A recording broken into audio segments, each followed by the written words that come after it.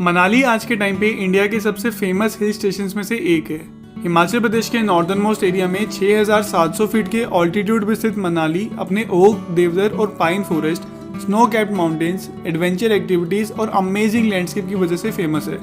मनाली आज के टाइम पे हर तरह के ट्रैवलर्स की पहली पसंद है और अगर आप भी मनाली की ट्रिप प्लान कर रहे हैं तो आज की वीडियो में मैं आपके साथ शेयर करूंगा मनाली की एक प्रॉपर टूर गाइड कि आप कैसे मनाली आ सकते हैं, यहाँ अगर आप क्या क्या विजिट कर सकते हैं और कैसे आप अपनी इस ट्रिप को मेमोरेबल बना सकते हैं। दोस्तों, वीडियो में आगे बढ़ने से पहले चैनल को जरूर सब्सक्राइब कर लेना और बेल नोटिफिकेशन भी ऑन कर लेना। तो चलिए दोस्तों, वीडियो शुरू करते हैं। तो सबसे पहले बात करते हैं कि आप मनाली पहुंचेंगे कैसे। अब मनाली का खुद का कोई एयरपोर्ट या रेलवे स्टेशन नहीं है, इसलिए यहाँ पहुंचने का बेस्ट तरीका है बाय रोड।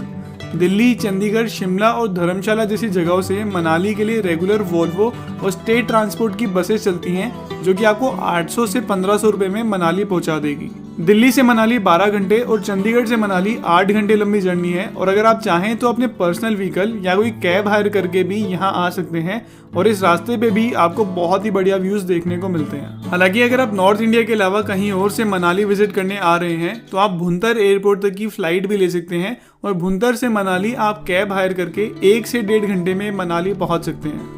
मनाली पहुंच के सबसे पहले आपको अपने होटल में जाके कुछ देर रेस्ट करना चाहिए। मनाली में आपको लग्जरी और बजट दोनों कैटेगरी के होटल्स, रिजॉर्ट्स और होमस्टेज देखने को मिल जाएंगे और मैं आपको रेकमेंड करूंगा कि आप अपने होटल या होमस्टे ओल्ड मनाली में ही बुक करें। मनाली 2 पार्ट्स में डिवाइडेड है, न्यू मनाली और ओल्ड मनाली। न्यू मनाली में जहां आपको मॉल रोड, शॉपिंग सेंटर और टूरिस्ट का क्राउड देखने को मिलता है, वहीं ओल्ड मनाली में आपको नेचुरल ब्यूटी, पीसफुल वाइब्स और लेस क्राउडेड जगह देखने को मिलती है और इसी वजह से आपके स्टे के लिए ओल्ड मनाली बेस्ट प्लेस है। दोस्तों, मनाली को अच्छे से एक्सप्लोर करने के लिए आप यहाँ से बाइक या कार भी रेंट पे ले सकते हैं। बाइक्स आपको यहाँ 600 से 1500 रुपए पर डे और कार 1500 से 2500 रुपए पर डे के हिसाब से रेंट पे मिल जाएगी। लेकिन अगर आपको मनाली जैसी एडवेंचरस रोड्स पे ड्राइव करने का एक्सपीरियंस नहीं है तो एडवाइजेबल यही होगा कि आप यहाँ से एक प्राइवेट कैब हायर करें जिसे ड्राइव करने के लिए आपके साथ एक एक्सपीरियंस ड्राइवर होगा। मनाली आकर आप सबसे पहले वशिष्ठ टेम्पल में विजिट कर सकते हैं जो कि 4000 साल पुराना एंशिएंट हिंदू मंदिर है। ये मंदिर रामायण काल के ऋषि वशिष्ठ को समर्पित है जो कि भगवान राम और लक्ष्मण जी के गुरु भी थे। इस मंदिर के पास एक हॉट वाटर स्प्रिंग भी है जहाँ पूरे साल गर्म पानी बहता है और माना जाता है कि इस पानी में काफी मेडिसिनल प्रॉपर्टीज भी है जिससे हमारी स्किन की काफी सारी प्रॉब्लम्स क्योर भी हो जाती है। यहाँ पे लेडीज और जेंट्स के लिए प्रॉपर अलग अलग बेदिंग एरियाज बनाए हुए हैं और इस मंदिर में आकर आपको इस हॉट वाटर स्प्रिंग में डुबकी भी जरूर लगानी चाहिए।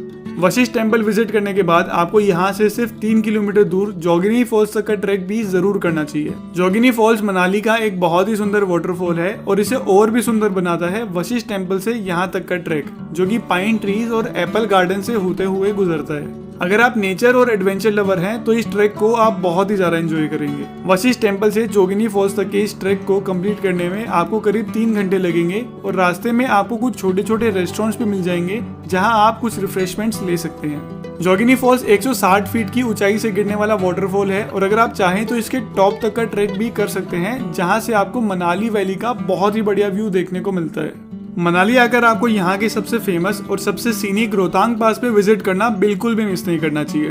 13,000 फीट से भी ज्यादा के ऑल्टीट्यूड पे स्थित रोहतांग पास हिमालयाज के सबसे ऊंचे पासेस में से एक है और यहाँ से आपको हिमालयाज के पीर पंजल रेंज का बहुत ही बढ़िया व्यू देखने को मिलता है। रोहतांग पास मनाली से सिर्फ 50 किलोमीटर दूर है, लेकिन यहाँ के स्नो कैप्ड माउंटेन्स और नेचुरल ब्यूटी का जो व्यू आपको देखने को मिलता है उसे वर्ड्स में डिस्क्राइब नहीं किया जा सकता।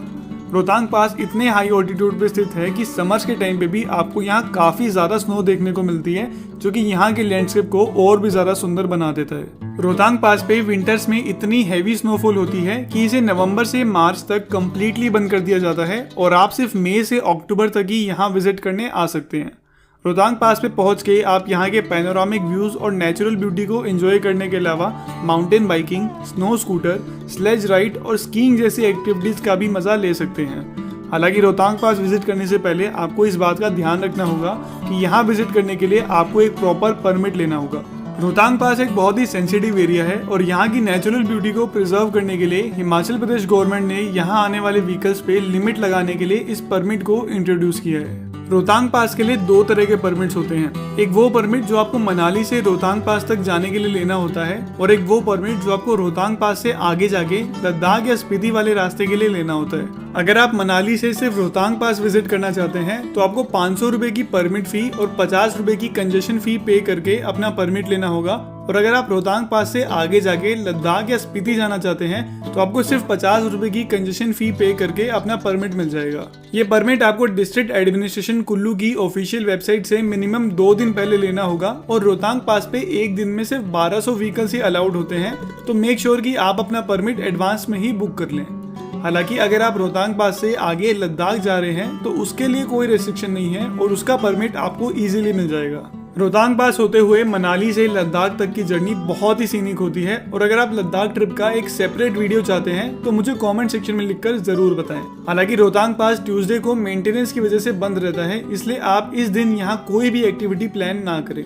ये परमिट आपको सिर्फ मनाली से रोहतांग पास जाने के लिए चाहिए होता है, लेकिन अगर आप लद्दाख या स्पीति वाले रास्ते से रोहतांग पास होते हुए मनाली आ रहे हैं तो आपको इस तरह के किसी भी परमिट की जरूरत नहीं है और आप इजीली यहाँ आ सकते हैं। रोहतांग पास के बाद आप यहाँ की एक और famous tourist attraction Solang valley भी विजिट कर सकते हैं। सोलंग वैली मनाली से सिर्फ 14 किलोमीटर दूर एक बहुत ही सीनिक वैली है जो कि मनाली से रोहतांग पास वाले रास्ते पे ही लोकेटेड है। सोलंग वैली अपने स्नो कैप्ड माउंटेन्स और लश ग्रीन लैंडस्केप की वजह से फेमस है और एडवेंचर लवर्स के लिए तो ये एक मस्ट विजिट प्लेस है।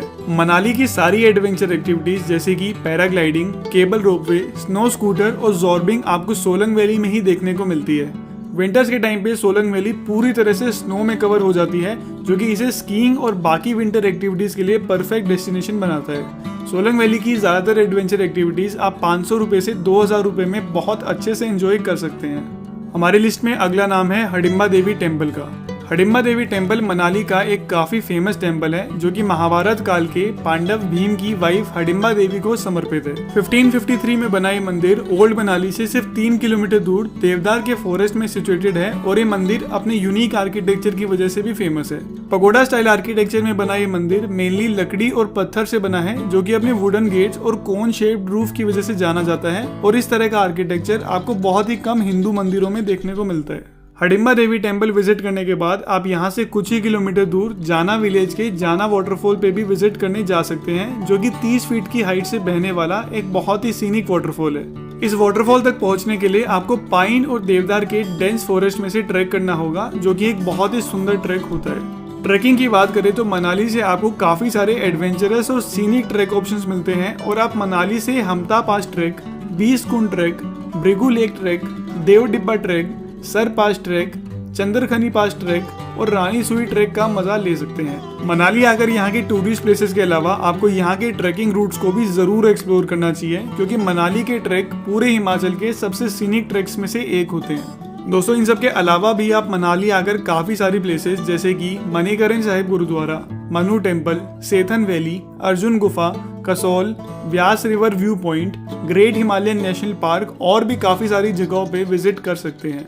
मनाली के बारे में एक और चीज आपको ध्यान रखनी होगी कि बस के अलावा आप किसी भी व्हीकल से अगर मनाली में एंटर होते हैं तो आपको उसके लिए भी एक परमिट लेना होगा जो कि बाइक के लिए 100, पर्सनल कार के लिए 200 और पैसेंजर व्हीकल के लिए 300 रुपए में आपको डिस्ट्रिक्ट एडमिनिस्ट्रेशन कुल्लू की वेबसाइट से इजीली मिल जाएगा।